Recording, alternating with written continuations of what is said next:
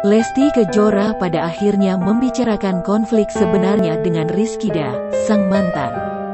Selama ini Rizkyda selalu dikaitkan dengan Lesti Kejora di berbagai kesempatan. Baru-baru ini, Lesti Kejora akhirnya menjawab perihal hubungannya kini dengan sang mantan kekasih, Rizkyda. Menariknya, Rizky Billar justru turut nimbrung menjawab pertanyaan yang ditujukan kepada istrinya tersebut. Satu pertanyaan yang cukup menarik adalah saat Lesti Kejora ditanya perihal hubungannya dengan Rizkyda. Mendengar pertanyaan itu, Lesti Kejora mendadak kikuk. Lesti yang merasa bingung akhirnya membuat Rizky Billar gemas. Sambil bercanda, aktor yang kerap disapa Billar itu menyebut bahwa hubungan istrinya dengan Rizkyda seperti berteman jahat. Bukan berteman baik sih, lebih ke berteman jahat, lawannya ya, kata Rizky Billar bercanda.